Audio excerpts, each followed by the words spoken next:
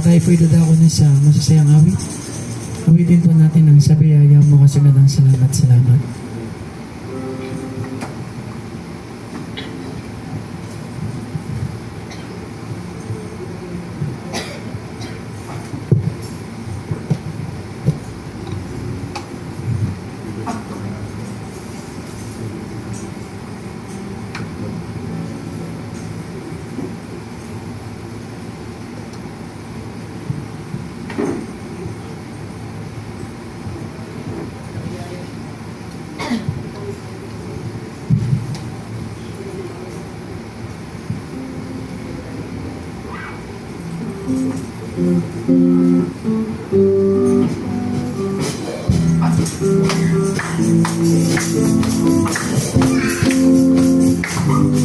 Praise.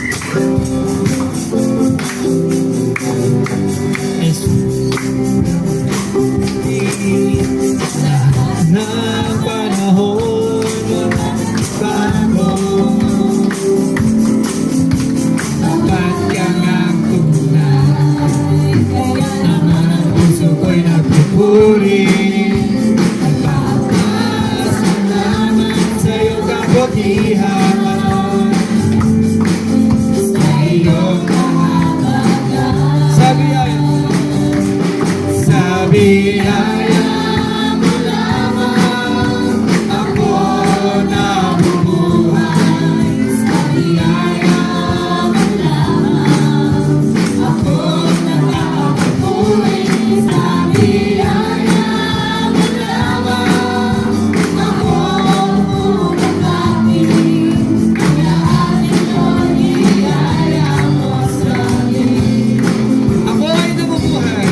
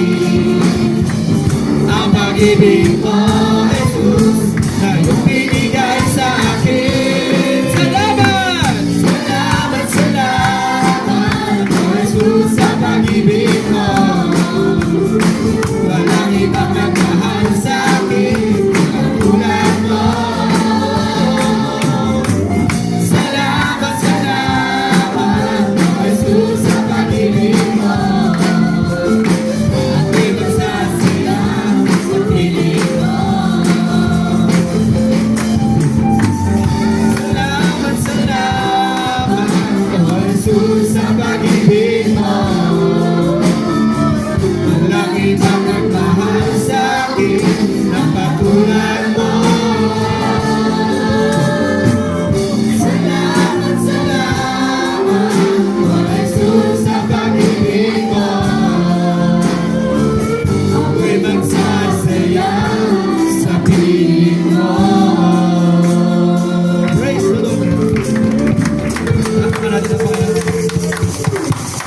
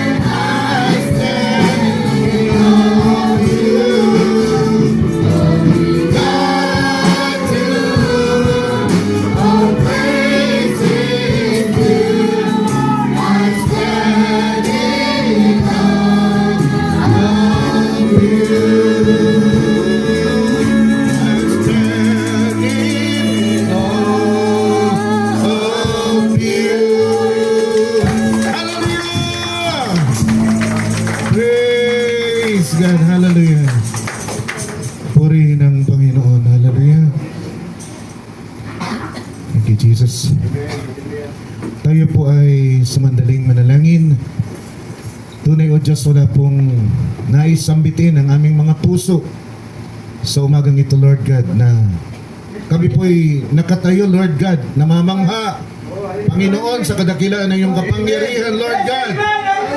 Hindi lamang ng iyong kapangyarihan, kundi ng iyong kabutihan, ang iyong kagandang loob, Lord God. Hallelujah, ang iyong pagtitiis, Panginoon. Hallelujah. Pupurihin ka, Panginoon, ang iyong pagpipigil. Hallelujah. Dahil alam po namin, Panginoon, kung hindi ka lamang, Lord God, hallelujah, ganitong Diyos, matagal na po siguro kaming namaalam sa mundong ito. Salamat o Diyos sa kabutihan mo sa aming lahat. At hindi mo pinapataw, Panginoon, ang nararapat na katarungan para sa amin. Dahil sinasabi, Panginoon, ng iyong batas, ang kabayaran ng kasalanan ay kamatayan. Ang pagsalangsang sa iyong salita, Panginoon, ang kabayaran nito ay kamatayan. Ngunit o Diyos, salamat sa kabutihan mo sa aming lahat. Hallelujah, narito pa kami na nakatayo, Panginoon. Salamat sa pagpapalawig mo, Panginoon, ng iyong biyaya. At kami po, Diyos, ay buo pa, Panginoon. Hallelujah. Maari pa, Panginoon, na maging isang bagong nilalang kung nanaisin mo, Lord. Hayaan mo, Diyos, hallelujah, ang puso ito maging isang pusong basag na, hallelujah. Kakatok sa iyong dambana at nagsasabi, Panginoon, muli mo ako, o Diyos, gawin. Ikaw, hallelujah, namamalayok. Purihin ka, Panginoon, muli mo akong gawin na isang palayok, sisidlan, Panginoon, para sa iyong kalwalatian. O, pinupuri kita, o Diyos, dahil sa kabutihan mo. Paulit-ulit mo ako, Panginoon, na dinedesenyo ayon sa nais mo na makita sa akin. Kaya pinupuri kita, sinasamba kita sa umagang ito, Panginoon. Ang puso ko, Panginoon, ay nagsisigaw ng kagalakan. Ay ikaw ay purihin at sambahin, Panginoon. Tanggapin mo po ito sa umagang ito. At makita naman namin, Panginoon, hallelujah, ang bagay na ginagawa mo sa amin. Hindi lamang, Panginoon, ang kabutihan mo, Panginoon, kundi ang bagay, Panginoon, na hindi namin nakikita sa likod ng kagandahang loob na pinapakita mo sa amin. Oh, sinasamba ka namin. Tinataas ka namin sa pinakamataas na lugar. Maramdaman mo nga na ikaw ang dakilang panauhin namin sa umagang ito. Sa pangalan po ng Panginoong Kristo, ito po aming samadalangin, lahat ng banal malimit sabi ng Amen at Amen. Palakpakan po natin ang ating Panginoon. Hallelujah! Purihin ang Diyos. Hallelujah. 2 Corinthians chapter 5 verse 17 for our text. Hallelujah. Tayo po ay magpapatuloy sa ating family matters. Ang una nating paksa ay family matters, the house built by the Word of God. Last week, family matters, when everything fails, grace upholds. At sa umagang ito, mga kapatid, family matters, ulit ang tatalakayin natin. Purihin ang Panginoon. At sabi dito, therefore, if any man be in Christ, he is a new creature. All things are passed away. Behold, all things are become new. Purihin ka, Panginoon. Napakasimple at palaging ginagamit na verse, Panginoon. Sa umagang ito, gawin mo itong makatotohanan sa amin. Gawin mo ito, Panginoon, na isang bagay na magdudulot sa amin, Panginoon, ng pagbabago na nais mong makita sa amin. Lord God, anong silbi ng iyong biyaya kung hindi nakikinabang ang aming kaluluwa? Anong silbi ng pagpapalawig mo ng iyong biyaya, Panginoon, kung nagtatago lamang kami, ang aming mga kahinaan ay nagtatago, Panginoon, sa iyong biyaya. Sabi ng aming mensahero, Panginoon, bagamat ang isang bata ay hindi pinapanganak na isang magulang na. Pero Panginoon, walang bata na hindi tumatanda. Lahat ng bata ay tumatanda, Panginoon. Maliban, siya ay patay. Kaya tulungan mo kami sa umagang ito, Panginoon. Makita po namin ang aming bahagi.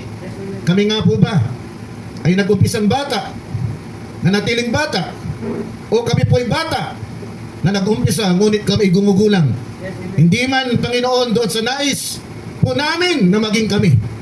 Pero may pagbabago na nangyayari sa aming paglalakbay sa mundong ito. Purihin ka, Panginoon, sa pamagitan ng iyong Espiritu at kapangyarihan.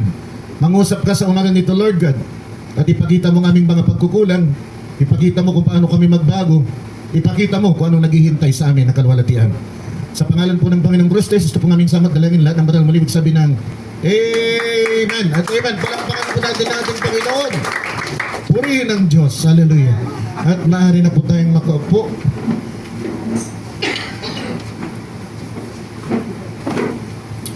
Binabati ko kayo ng magandang umaga sa umagang ito sa pangalan ng Panginoong Kristo Jesus, mga kapatid.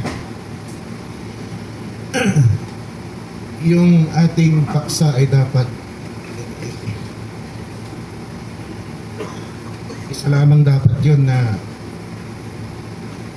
session, pero dahil sa naging epekto nito, mga kapatid, hindi ko alam na gano'n ang magiging epekto ng pangangaral katapos ang bautismo, mga kapatid, ng mga kapatiran.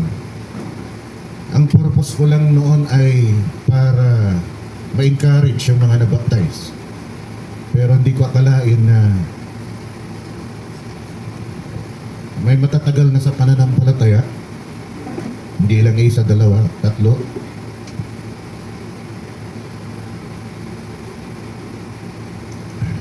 Na nasaktan, mga kapatid, dahil na sa sinasabi ng salita ng Diyos. Pero wala tayong magagawa. Kaya sinundan ko pa ng isa pa na pangangaral. Unfortunately, yung nais kong makarinig nun, wala nung linggo na yun. Kaya paintulutan ninyo na magkaroon ulit tayo ng isa pa na session. Ang gusto ko makita naman natin dito, mga kapatid, sa umagang ito, pag pinalawig yung biyaya, when you're raised, mga kapatid, by grace, dapat may pagbabago na nangyayari. Kaya yun ang ating teksto. Kasi kung pinapalawig ang biyaya sa iyong buhay, at ikaw ay pinanganak na bata, hindi isang magulang, pero kung nananatili ka na bata, sasal si Jem. Wala si Jem. Jem. Sipin na lang ninyo si Jem. Ilang taon ka na, Jem? 17? 18? 16? 16? 16. Sabihin niya kay sister yan. Nasa si sister yan? Sabi ni sister, wala, sister yan. Sabi niya kay sister yan, Nay, nagugutom ako. Teka na, sandali lang, kukuha kita ng pagkain. Pagbalik niya, may dalang bote. Ito, anak, pagkain mo. Nakatupon, 16 years old na nakatupon pa rin. Yun po ang itsura ng isang bata na umaangkin na siya ay born again Christian, pero hindi po nagbabago ang buhay niya. Nasusundan po natin. Ang pangit, di ba? Mukha kang bonjing. Dapat may nagbabago. Kaya nga sabi ni Brother Branham, may isang colored sister, sabi niya. Nung siya nagpatuto, hindi ko pa naabot ko anong gusto ng Diyos na maabot ko. Pero pag tumitingin ako sa aking likuran, sabi niya, marami nang binago ang Diyos sa buhay ko. That's the most important thing. Yun ang pinapangalagang bagay. Hindi yung sinusukat natin ang ating kalakasan sa pamagitan ng ating kakayanan. Kundi tayo ay lumalakas kung saan tayo ay mahina. Kung tayo wala nang magawa, mga kapatid, doon puli tayo lumalakas dahil hindi na natin sariling kakayanan yung umiiral. Sa panahon na yun, ang umiiral na ay ang biyaya ng Diyos. Kaya nga sabi ni Pablo, mga kapatid, di ba? Nung 3 beses siya nanalangin dahil doon sa tinik sa laman na kanyang nararanasan at masakit masyado. Ngunit pagkatapos ng 3 panalangin, hindi ito tinugon ng Diyos. Propeta ito, mga kapatid, mensahero at apostol. Sino pa kaya tayo? na siya man ay nakitaan ng kahinaan. Sila'y nag-away, mga kapatid, ni Barnabas, nagsigawan sila. Siya na isa na, mga kapatid, dinadaluyan ng Espiritu Santo. Pero sabi ng banal na kasulatan na yung pananalita na ginamit nila ni Barnabas sa isa't isa, mga kapatid, ay hindi kaaya-aya. Sino pa kaya tayo? Kung titignan natin, mga kapatid, ang ating kahinaan, di ako karapat-dapat sa Panginoon dahil palagi na lang ako nakagawa ng bagay na taliwas sa kanyang kalooban. Sino tayo para ikumpara natin ang ating sarili sa mensahero na siya man ay nakagawa ng bagay na hindi kaaya-aya sa harapan ng Diyos? Pero siya ba ay sumuko? Hindi siya sumuko. Siya nagpatuloy.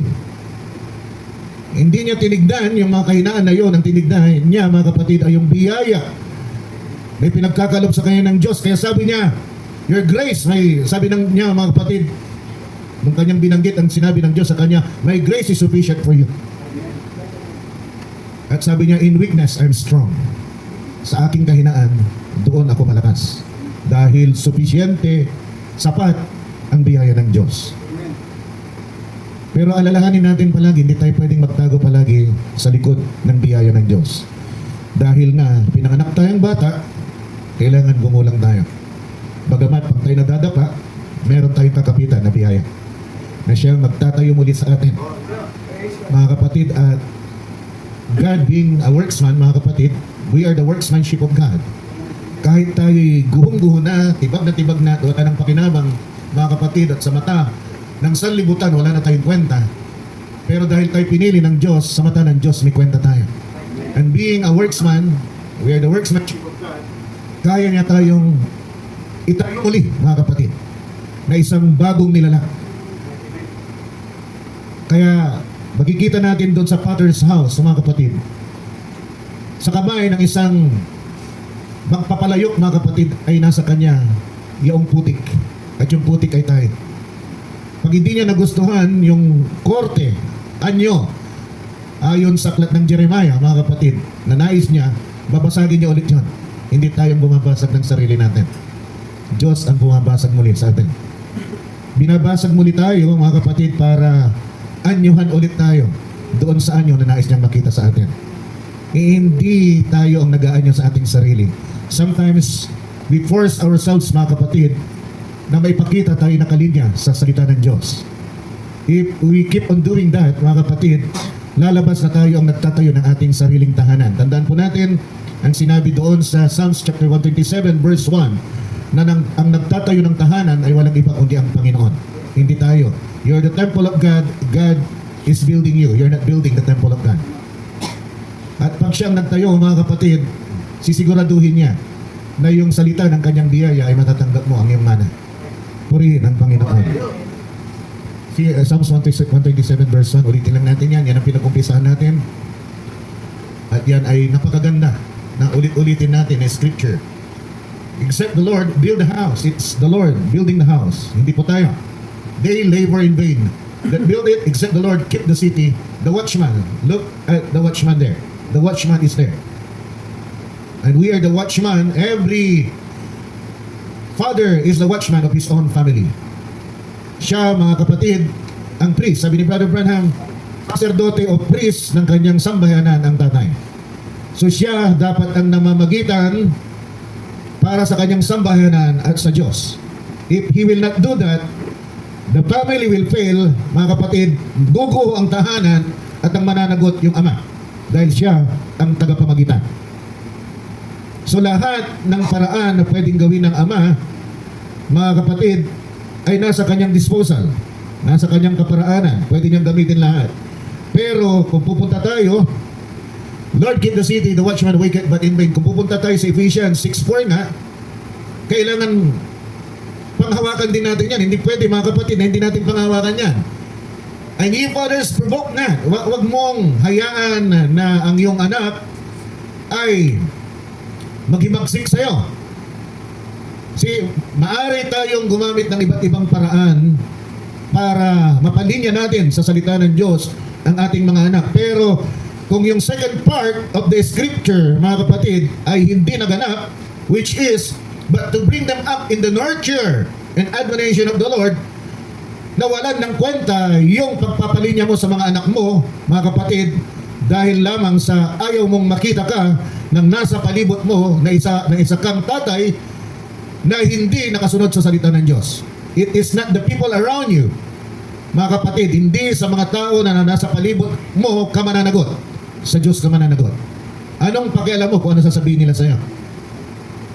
Dapat ang isipin mo ano ang sasabihin ng Diyos sa paraan ng pagpapataguyod mo ng salita ng Diyos sa loob ng iyong sambahayanan. At yan dapat, at the end of the day, madadala mo sila, mga kapatid, sabi dito, in the nurture, pag-aalaga, alagaan ka ng ano, and admonition of the Lord. Pag sinabing admonition, mga kapatid, para masita yung mga bagay na masasama, hindi ayon sa kalooban ng Diyos na nagagawa ng pinamumunuhan mo. Kita niyo mga kapatid. So if you will not bring them, pinagalitan mo, dahil hindi lumilinya, pasaway, mga kapatid. Pagdating mo sa bahay, ba't ganun ang pag-ugali mo? Hindi ka lumilinya sa salita ng Diyos. Ang sama-sama, ang mga kasama mo masasama. Pagkatapos at the end of the day, pagdating ng linggo, hindi mo kasama, you fail. Nabigo ka. Kasi ang end result ng Ephesians 6:4 ay madala mo para ma-nurture siya in admonition of the Lord. Paalagaan siya at siya ay masawata sa pamagitan ng Panginoon. Hindi sa pamagitan mo. Well, you will do your best. Pero yung best mo, mga kapatid, dapat madala mo pa rin siya sa Panginoon. Kasi kung di mo naman sisitain, lalabas na walang kwentang ama ka. Kung grabe naman yung pagsita mo at siya ay nagrebelde, lalabas na wala ka pa rin kwentang ama. So anong gagawin mo? Kailangan mong mabalanse. See, you are not serving man, you are serving God. Alam ng Diyos ang puso mo. Kaya kung ano ang ginagawa mo at hindi sapat sa mata ng tao, kung alam mo ang nais mo na mabigyan ng kalaluguran ay ang Diyos, wala kang problema doon. Wala kang problema doon. At kung kulang yon, anong gagawin mo? Ipapanalangin mo. It will not stop there. Pag kulang ka ng oras, gamitan mo ng mapagkumbaba ng mga pananalita para doon sa kunting panahon na kayo mag-uusap, hindi na siya matitisod in the hope na mapakinggan niya yung mga pananalita na sasabihin mo. Sa kunting panahon, dumating ka, pagod ka, gusto mo na magpahinga, galing ka sa trabaho, anong gagawin mo? Kung mahaba ang usapan ninyo, magagalit ka lang dahil inaantok ka na. At isipin mo pa, papasok ka kinabukasan, anong lakas mo na gagamitin mo kinabukasan? Wala ka ng lakas. Kaya sa kunting panahon na yon, ang pwede mo na lamang gawin ay maghanda ka ng mga scriptures na pwede mong ibahagi sa Kanya sa paraan na mahinahon. Wala ka nang ibang magawa. Dahil kung pagagalitan mo pa at hindi mo extend yung time mo na ipaliwanag ng gusto, di mo rin kakayanin. Kaya so doon sa munting panahon na yon, make it short, nandoon ang salita ng Diyos, nandoon yung nais mong mangyari sa mahinahon na paraan. Nag-respond siya o hindi, that's the only thing you can do. Ang susunod mong gagawin ay ipanalangin mo. Kesa yung pipilitin mo na luminya sa salita ng Diyos dahil kung di siya lilinya, nakakahiya sa mata ng mga nasa paligid mo at kung nasa paligid mo ay kapatiran pa, nakakahiya. Pero kaysa luminya, lalong nagrebelde, ano ang na-achieve mo? Nabigo ka tuloy. Kaya sana sa mga konti, mga kapatid, na counseling na yon, habang tayo nagpipreach, ay may isa katuparan ninyo, malagay nawa sa inyong puso, upang sa mga pagkakataon na nais ninyo na pangaralan ng inyong mga anak, mapangaralan ninyo sila sa paraan na tama at wasto at tanggap sa harapan ng Diyos. Now, this morning, makikita po natin na kung nakaraan linggo, ang salita ng Diyos ang nagpapalakas sa atin, ang ang tinig ng salita ng Diyos, at ang biyaya ang humahawak sa atin sa panahon na bigong-bigo na tayo at malalaglag na tayo at wala na tayong maasahan at desperado na tayo at wala na tayong magagawa, sinusunggaban pa rin tayo ng biyaya ng Diyos upang hindi tayo tuluyan, bumagsak, mapahamak. Sa umagang ito ay kunin natin yung pangatlong ingredients. Pangatlong ingredient. At yan mga kapatid ay kung ikaw ay binangon, itinaas, tinayo ng biyaya ng Diyos, kailangan magbunga ka ng pagbabago. Yan ang hinihingi ng salita ng Diyos ulit. Hindi yan gusto ni Pastor. Yan po ang hinihingi ng banal na kasulatan. At bilang saserdote ng bawat sambahayanan, mga kapatid, kung masakit man ito, tiisin ninyo at ipanalangin ninyo na bigyan kayo ng kakayanan ng Diyos na magawa ninyo. Bilang saserdote, sabi ni Brother Branham, tayo'y saserdote ng bawat sambahayanan natin. At tayong namamagitan. Hindi lang yon, tayo ay ehemplo ng ating sambahayanan. Kung hindi tayo makapagpapakita ng ehemplo, ano ang susundin ng ating mga anak?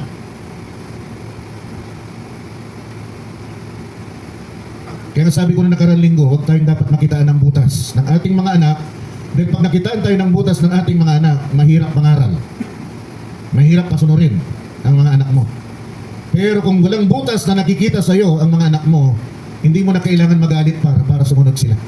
Lilinya sila dahil nakikita nila, ikaw mismo ay lumilinya sa salita ng Diyos.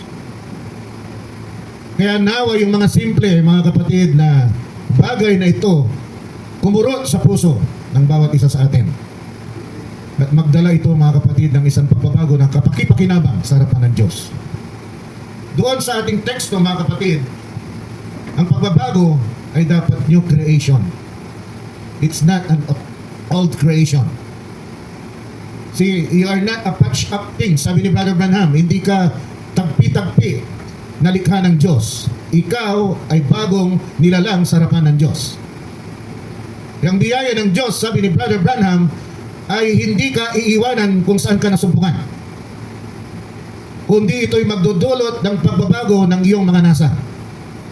At ikaw ay gagawing bagong nilalang kay Kristo. Ulitin ko. Ang biyaya ng Diyos, sabi ni Brother Branham, mga kapatid, ay hindi ka iiwanan kung saan ka nasumpungan. Saan tayo nasumpungan? Nasumpungan tayong mga wasak, bagsak, masasama, makasalanan. Kaya hindi tayo iiwanan sa ganung kalalagayan. Doon tayo nasumpungan. Kundi babaguhin ng Diyos ang ating mga nasa. Anong nasa natin noon? Gumawa ng kasamaan, kasalanan, lahat ng mga bagay na makapagdudulot ng kasayahan sa ating mga laman. Nasabi ng ating banal na kasulatan, ang nais ng laman ay laban sa nais ng Espiritu. Dahil sila ay magkaaway. Pero yan ba ay malinaw sa atin? Unfortunately, hindi. Kaya nagiging mental lang o minsan yung bagay na sinasabi ng banal na kasulatan, intellectual lang, ngunit sa buhay hindi natin ipapamuhay. Yun ang dahilan bakit bigo tayo sa buhay. Alam mo, kung ang isang tahanang sambahayanan ay maayos, payapa at masaya, isa na itong kayamanan. Pero kung kahit napakarami mong pera, sagana ka, mga kapatid, at nasa iyo na lahat, pwede mong bilhin ano mga nais mo, pero ang gulo ng buhay mo, ang gulo ng tahanan mo, mga kapatid, salot, mga kapatid, ang aabutin mo. Higit ka pa sa pulubi kaysa totoong mahirap. Kaya masaya, pinagpala yung mga tao, mga kapatid, na ang kanilang tahanan ay puno ng kagalakan, puno ng kasiyahan. Sila, mga kapatid, ay maayos. They are in order. There's peace. Yan po dapat ang nangyayari sa isang tahanan na itinayo ng biyaya ng Diyos. Tandaan po natin, pinapalawig lang ng Diyos ang biyaya niya. Tayo'y karapat-dapat na mamatay. Anumang oras, dapat tayong mamatay. Kung batas ng Diyos ay igigit niya sa atin na ang kabayaran ng kasalanan ay kamatayan. Romans chapter 6 verse 23. Kung yan ay igigit ng Diyos, walang matitira sa atin dito. Pero dahil sa pagpapalawig ng Diyos ng kanyang biyaya, binibigyan tayo ng pagkakataon makalinya sa kanyang salita. Dahil ang kanyang salita, yun ang kanyang kalooban. Walang ibang kalooban ng Diyos, kundi salita niya. Kaya sabi niya, kung mahalin niyo ako, sundin ninyo ang aking mga salita. If you love me, keep my words. Obey my commandments, sabi niya mga kapatid. Napansin po ninyo yan. Hindi niya sinabing, kung mahalin niyo ako, bigyan ninyo ako ng mga sakripisyo, handog at mga iba't ibang bagay na mamahalin. Mahalin ba to? At ano pa man. Ang hiningi lamang niya mga kapatid ay mahalin natin siya sa pamagitan ng pagsunod ng kanyang salita. Pagsunod. Pero nasa puso ba natin yun mga kapatid? Nasundin ng buong buo nang walang paghihimagsik ang salita ng Diyos. O palagi tayong may reservation. Yan gagawin ko, pero ito hindi dahil ako ang Panginoon ng aking sarili. Pag hindi mo sinusunod ang salita ng Diyos, ginagawa mong Panginoon ka ng sarili mo. Hindi ka Panginoon ng sarili mo. Kung yun din lang ang nais mo, maigi pa nga, gugulin mo na ang buhay mo na maging Panginoon ka sa sarili mo, huwag ka nang dumalo. Dahil sayang lang ang pagdalo mo. Gusto ko kayo encourage. But this is the only way. Kung hindi ko gagawin ito mga kapatid, akong mananagot sa inyong mga dugo sa harapan ng Diyos. At nawa ang Diyos dalhin ito sa inyong mga puso sa paraan na magaan, tanggap sa inyong kalooban. Na hindi kayo maghimagsik. Na makita ninyo na ito ang kailangan para kayo matanggap sa harapan ng Diyos. There's no other way. Kung meron ibang paraan mga kapatid, gagamitin ko dahil ayaw kong makasakit ng damdamin ng tao. Kung may ibang paraan lamang. Napansin nyo, pinalumanay ko na yung aking pangangaral para madala ito sa inyong mga puso na hindi yung tinig ko ang naririnig ninyo, kundi yung mensahe mismo ang narinig ninyo. Pinalumanay ko na. At hirap na hirap ako sa aking pagpapalumanay because it's not my nature. But for your own sake, pinipigil ko ang aking sarili para may hatid ko sa inyo ito ng may kalumanayan. Mga kapatid, sa una na punto na nakikita natin kung ganon, kapag ikaw mga kapatid ay nasa ilalim ng biyaya, kailangan may pagbabago na mangyayari. And you must become a new creation. Hindi ka dapat babalik sa dati mong pag-uugali o dati mong pagkatao. Dahil kung hindi mga kapatid, tulad ng sinabi ko kanina, matanda ka na, nakachupon ka pa. Ang pangit, spiritually speaking, ang pangit mga kapatid. Sabi ni Pablo, ang gatas para lamang sa bata. Pag tumatanda ka talaga, kailangan kumain ka talaga ng karne. At ang karne, mahirap i-digest.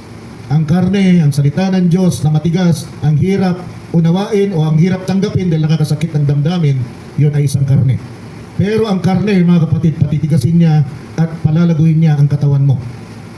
Lalaki ka because ang karne ay rich in protein. At ang protina, yun ang building. Ano tawag doon, sister? Building block, mga kapatid, ng ating katawan, ng ating organic life, mga kapatid. Thank you, sister. Salamat, meron tayong sister na magaling sa science, mga kapatid.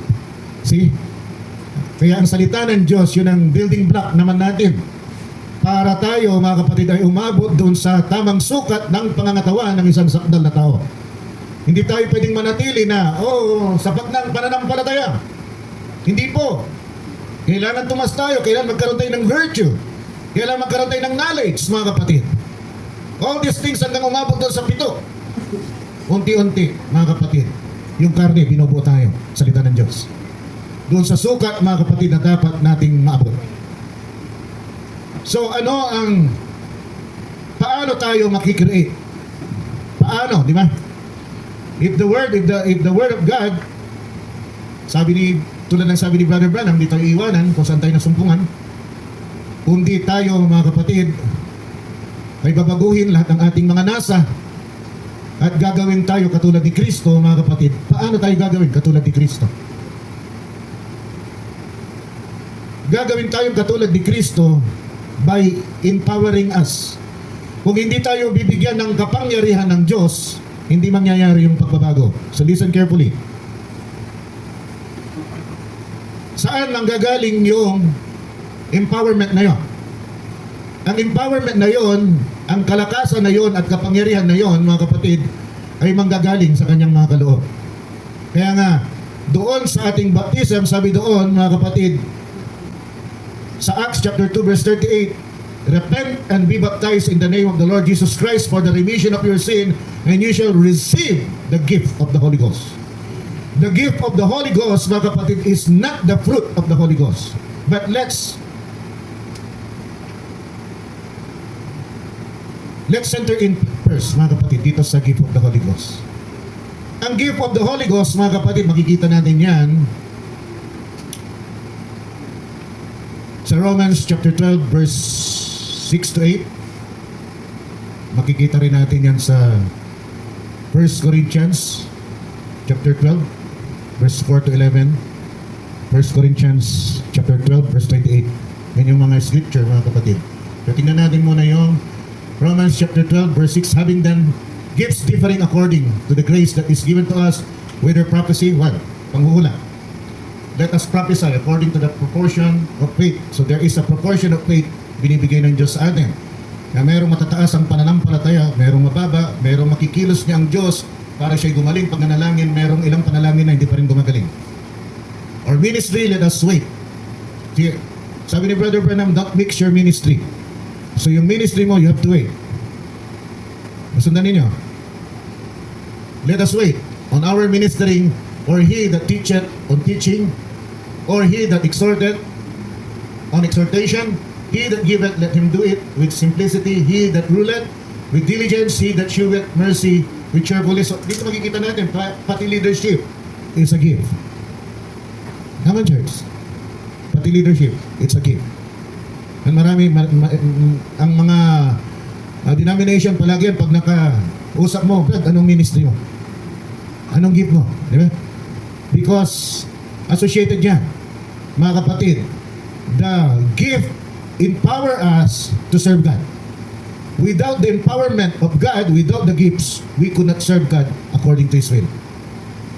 Nasusundan po namin. Because the gifts empower us. Ang kaloob, binibigyan tayo ng kakayanan, mga kapatid, kapangyarihan para mapaglingkuran siya. Nasusundan po natin. So it's different from the fruits. Associated palagi ang gifts sa ministry. I'm speaking here of ministry, don't get me wrong. Kaya nga sa Ephesians 4:11, tignan nyo sa Ephesians 4:11, that when the Lord ascended on high, He gave gifts to men. Can you see the association? Can you see the association? Ang association ng gift, mga kapatid, ay sa ministry. To empower us, bigyan tayo ng kapangyarihan, mga kapatid, sa ating ministry na magampanan natin ito ng buong husay at kalugod-lugod sa kanyang harapan. Whether you're a musician, whether you're an MC, mga kapatid, whether you're song leader, mga kapatid, whether you're a teacher, exhortation, leader, mga kapatid, nandyan lahat. At sabi dito, some, ito yung major, 5 major. Prophets, some, evangelists, some, pastors, and teachers, sabi. Kaya sabi ni Brother Branham, don't go for the gifts. Go for the giver of the gifts. Walang saysay ang kaloob kung wala itong bunga. Walang saysay, mga kapatid, ang kaloob. Ulitin ko, walang saysay. Kahit ang pagpipreach ko, walang saysay yan. Ang mga natutunan niyo, walang saysay, mga kapatid. Kung hindi ito bibigyan ng kapangyarihan ng Diyos at kilusin ang mga puso ninyo, mga kapatid, walang saysay yan. It is the empowerment of the Spirit, mga kapatid. It empowers us. Ginagamit lamang po, mga kapatid, ang bibig nito, ang labi na ito, para ipangaral ang iyong salita, para dumaloy ang kalooban ng Diyos sa inyo. But for me, without God, we are nothing. Sabi ng John chapter 15, mga kapatid, kung hindi tayo, mga kapatid, hallelujah, bahagi niya, wala tayong, we are nothing. 15 verse 45, if I'm not mistaken. Purihin ang Panginoon, abide in me and in you as the branch cannot bear fruit. See? He's the giver, mga kapatid, of gifts. And without Him, we could not bear fruit. At yung fruit, yun ang ebidensya ng biyaya ng Diyos na sa'yo na. Kung walang bunga, walang ebidensya na ang buhay niya ay nasa iyo. Can you see the difference? gift empowers you for the ministry. But fruits is the evidence that the life of Christ is in you. Kaya hindi isang magaan na bagay na ikaw ang naghahari ng buhay mo. Dapat siya ang naghahari ng buhay mo. Siya ang nasusunod, hindi ang kalooban mo. Purihin ang Panginoon. If you are a Christian. If you don't intend to become a born-again Christian, okay lang, gawin mo kung anong gusto mo. Walang problema yun. Walang problema yun. I heard may mga instances na may mga nakakarinig na sabi, huwag kang umaten. Nakakarinig ng tinig. And let's confront that. Dalawang bagay yan. Psychological, mga kapatid, and spiritual. Psychological, psychotic ka. Ayaw mo matawag ng gana. Kung ako, ayaw ko matatawag na psychotic ako, but it is the truth. Kung nakakarinig ka ng tinig at pinagbabawalan ka na huwag kang umaten sa gawain ng Diyos, that's psychosis. In science term, mga kapatid. Biblically, mga kapatid, that's a demon in you. Pero, kung titignan mo, mga kapatid, the greater picture of it, whether it is called psychosis by science or demon by the Bible, it all boils down, mga kapatid, to demon. So kung gusto mong gumaling, pwede kang pumunta sa isang psychiatrist. At yung psychiatrist, mga kapatid, gagastos ka ng marami para lamang yung utak mo ay alisin yung tinig na nagsasabi na huwag kang umatin dyan. Nasusundan po natin. Bakit ka dumating sa pagka-psychosis? Maraming bagay. Environment, pagkain, sitwasyon ng buhay. Lahat ng bagay na yan, mga kapatid, nakaka-apekto, mga kapatid, sa pag-develop ng utak mo. At pag yung utak mo na-develop, mga kapatid, sa paraan na gusto mong luminya sa sanlibutan, dahil sa tingin mo ang sanlibutan ang tama dapat na ayunan mo, ngunit ang sabi ng salita ng Diyos, sabi ng Diyos, dapat salita ng Diyos, maglalaban yun. Sinabi yan ni Pablo, mga kapatid, na naglalaban, mga kapatid, there are two natures fighting within you. Pag hindi yan magkasundo, mga kapatid, at ang ipipilit mong sanlibutan, sasabihin ng tinig, huwag kang umaten sa gawain ng Diyos. Of course, kakampihan ka ng demonyo. Pero di ba alam eh, so pupunta ka sa doktor, sasabihin ng doktor, kailangan kitang i-session dahil may psychotic ka, kailangan maayos natin yung timpla ng pag-iisip mo. O gagastos ka, bibigyan ka ng gamot, kumisan kukuryentihan ka para umayos yung takbo ng isip mo, luminya yung mga, meron tayong, naalala ko pa si Erwin? Hala. Conductor din po na dito ng gabing-gabi na tapos dinali ko sa tala. Wala ka pa naman. Wala ka pa. Yan, nagkaroon ng psychosis yun, mga kapatid. At dinala ko. Nung nagkaroon yun ng psychosis, dinala sa mental, mga kapatid, binisita ko yun. Nagkwento ko na rito. Alam niyo yung mata niya, mga kapatid, nung tinignan ko. Huwag gaganon ka ba't tumingin, Brad? Yung mata niya, mga kapatid, talagang tatayong balahibo mo kung wala ka sa Panginoon. Yung mata niya, parang ano ng relo. Kalong, mga kapatid, kumilos yung mata niya, Panginoon, tulungan mo ako rito. Kinukuryente yun na. Kukuryente yun, binibigyan ng gamot para luminya yung kanyang isip. Yung mga, what do you call that? Ang brain kasi, pinapagana ng kuryente yan. Kasi kung walang mga kuryente dyan, sasablay yung takbo ng isip mo. So kinukuryente siya para luminya yung mga kuryente dyan, o yung daluyan ng kuryente, at binibigyan ng gamot. Ano yan? Nakakulong yan, ang selda. Selda yan. Bago silang namin pinuntahan. Ayaw nang puntahan ni Pastor Danny. Nandun na tawag kay Pastor Danny. Ayaw nang puntahan. So pinuntahan ko. Galang yung mata. Sabi. Ano? Kahit tayo, di natin magawa. Di ba? Hindi ko magawa eh. So talagang kung ano. Talaga. So, alam mo talaga, may demonyo sa Lord niya. Yung ginawa ko, pinag-pray ko. Mga kapatid. Pinag-pray ko. Hindi ko na alam kung sino kasama kong kapatid. Pinag-pray namin siya, mga kapatid. Then after 2 weeks yata o 1 month. Lumabas na. Naging maayos na mga kapatid. Iyon ay paraan ng science. Pero sa banal na kasulatan, ang paraan ni Jesus, nire-rebuke niya yung Espiritu. Nire-rebuke niya yung Espiritu para umalis doon sa katawan ng tao. Bumalik ba yung Espiritu na yun sa kanya? Yes, because science yung kanyang pinili. So bumalik. After some time, mga kapatid, yun ay mga early 2000. Nagkita kami ulit sa Unimaker, mga kapatid, sa Kiko. Sabi ko, Brad, narinig ko, pinagbili mong anak mo. Pinagbili niya ang anak niya. 10,000. Nanganak siya, ang pangalan ng asawa ni Remy, at mananampalataya din, pagkatapos ng anak, binenta. Nandun pa rin ba yung espiritu? Of course. Kung wala na sa kanya yung espiritu, hindi niya bebenta yung anak niya. Maaring on the outside, mga kapatid, akala mo magaling na. Maayos na magsalita eh. Nag-usap ko, maayos na. Tapos sabi niya, Pastor ko, saan yan sa end time? Hindi po sa denomination. Ba't ka nag-denomination ka? Talaga simple lang. Di ba? Pero sa awan, ewan ko ba, sabi ng misis ko, bakit pag mga inaalina ng masamang espiritu, ginagalang ka, sabi.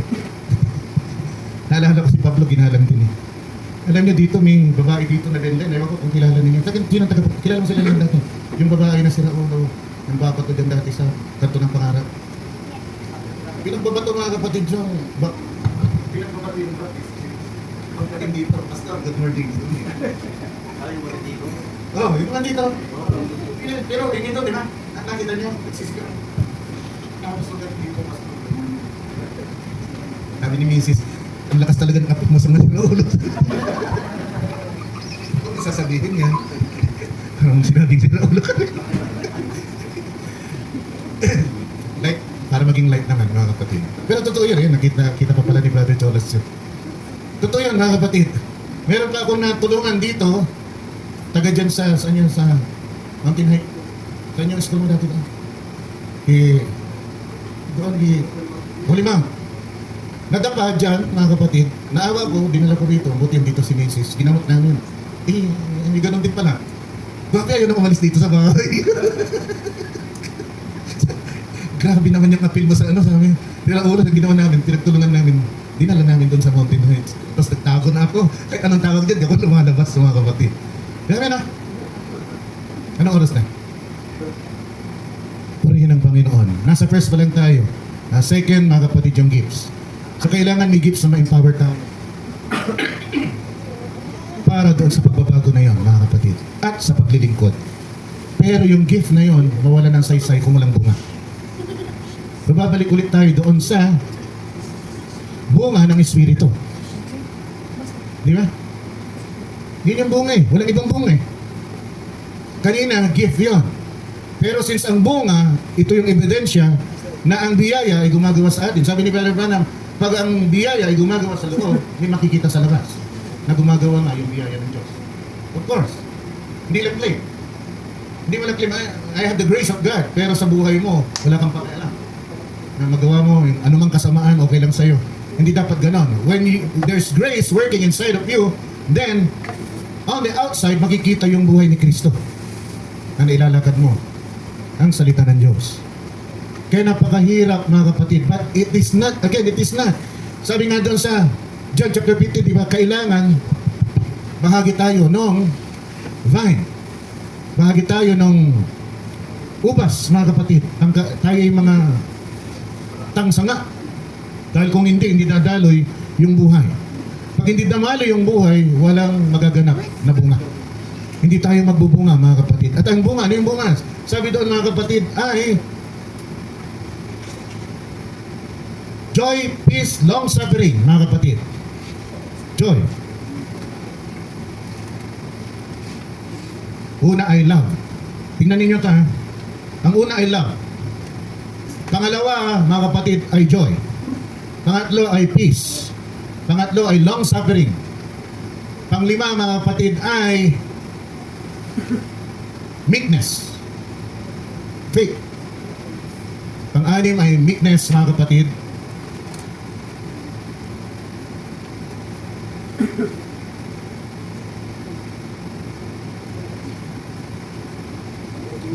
Gentleness, goodness, mga kapatid. then we have faith, then we have weakness and temperance. Ano ba yung temperance? Pagpipigil. Kita ninyo? Kung nasa iyo yung bunga, maayos yung tahanan mo. Walang tahanan na magulo. Ang tahanan na dinadaanan ng biyaya, wala dapat sigawan. Wala dapat alitan. Wala dapat gulo. Bakit? Kung nasa kanya yung bunga. Why? If you have love, paano ka, mga kapatid, magkakaroon ng sama ng loob kanino man? If you have joy, paano ka malulungkot? If you have peace, mga kapatid, bakit mo na naising magulo ang tahanan mo? Diba? If you have long suffering, mga kapatid, ikaw ay mapagpahinuhod, mapagmatis. Diba? Pag mapagmatis ka, mga kapatid, saan papasok dyan, mga kapatid, ang works of the flesh? Walang gulo. Kung meron kang gentleness, kababang ng loob, paano ka kahit anong gawin sa'yo, na panglalait, alipurahin ka, galitin ka, sirain ang pagkatao mo, mga kapatid, alam mo, ang Diyos, mahalaga ka. Pero kung ipagtatanggol mo ang sarili mo, at nakita sa'yo ang works of the flesh, anong tingin sa'yo ng Diyos? Bigo siya sa'yo. Di ba? Kaya kailangan, mga kapatid, nasa iyo lahat ang bagay na yan. Nasa iyo ang long suffering, mapagmatiis ka, nasa iyo ang gentleness, kababaan ka, meron kang kababaan ng loob. Mga kapatid, meron ka, mabuti ka, may kabutihan ka, may pananampalataya ka. Tapos, mga kapatid, mapagpigil ka. Matiisin at mapagpigil. Paano mapasok pa dyan, mga kapatid? Nandito pa lang ako sa pangalawang punto. Pero kung itutuloy ko ito, lalampas tayo, mga kapatid. Kaya puputulin ko muna dito. Pangatlong punto. Ang pangatlong punto ay yung bunga. Kailangan tayong magbunga. Dahil yung bunga, yun yung ebidensya. Nasusundan po natin, mga kapatid. Kung walang bunga, walang ebidensya. Now, i-expound natin to sa susunod na linggo, mga kapatid. Dahil ang punto dito, 5 punto yung inihanda ko. Naganda ko na 5 punto, mga kapatid. Pero sa tingin ko, hindi ko matatapos kung itidiretso ko ito. Kaya tayo tumayo na lahat, mga kapatid. Nawa, yung konti na natutunan natin sa umagang ito, ay itulak tayo, mga kapatid, na ganapin ang kalooban ng ating Diyos.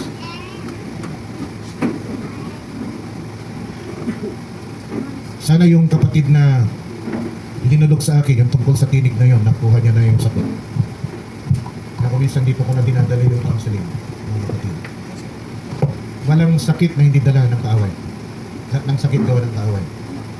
Kaya tayo manalangin, at pag tayo nanalangin, panalangin natin, mga kapatid, yung kapatid na yon, panalangin natin, walang magiging irreverent sa panalangin kasi baka tumalon yung tinig na yon doon sa hindi ang papakumbaba, hindi magbibigay ng pamitagan sa Diyos. So, hinihiling ko sa lahat, magmula sa pinakabata hanggang sa pinakamatanda, na magbigay tayo ng pamimitagan sa Diyos sa oras na ito. Panginoon, dinudulog po namin yung kapatid na yon. Nasabi niya, nakakarinig siya ng tinig at sinasabi ng tinig, huwag siyang dumalo sa gawain mo, Panginoon. Alam po namin na ito ay kaaway. At ang tanging paraan lamang, Panginoon, para maalis yaong tinig na yon, ay hilingin namin sa oras na ito, dahil ikaw ay nagsabi, walang kapangyarihan sa ilalim ng langit at sa ibabaw ng lupa na sukat ikaliligtas ng tao kundi ang pangalan ng Panginoong Kristo Jesus.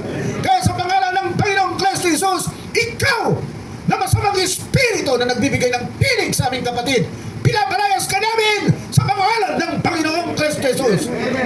Ingatan mo kaming lahat, Panginoon. Sa oras na ito, sino man, Panginoon, ang di lumilinya sa banal na kalooban mo, Panginoon. Alam namin, iyon ay impluensya ng masamang espiritu, Panginoon. Kaya iniling namin, tinatapuin namin, Panginoon, sa pangalan ng Panginoong Kristo Jesus, Panginoon, upang kaming lahat ay magkaroon ng pagkakaisa sa pananampalataya. At sabi, Panginoon, ng aming mensahero, ang isang iglesia na nagkakaisa ay magiging isang iglesia na hindi malulupig. It will become an invincible church. Oh, Lord God, igawad mo sa amin sa oras na ito ang bagay na ito, mga Panginoon.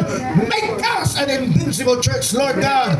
Purihin ka, Panginoon. Inaangat ka namin sa pinakamataas na lugar. Sa oras na ito, mga sumpong nawa, kami nang ngiti sa iyong mga labi. Nakasumpong nawa kami, Panginoon, ng kaluguran mula sa iyo, Lord God. Nagalak ka nawa sa bagay na nakita mo, Panginoon, sa church na ito. O Diyos na makapangyarihan sa lahat, Pinupuri ka namin. Sinasamba ka namin, Panginoon.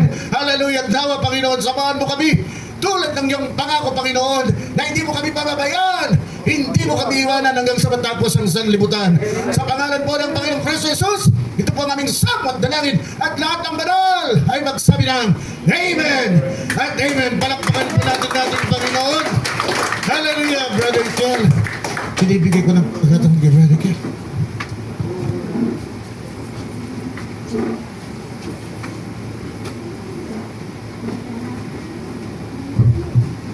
AUX mode. Salamat sa mabuti sa mga bisay. Ang sarili ako sa mga bisay.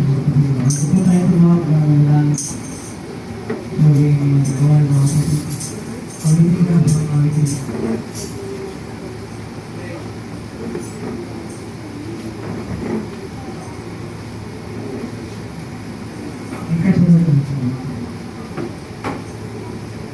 Agad bibigyan natin mga natin sa pagbabalas. Wala sa hindi ko ay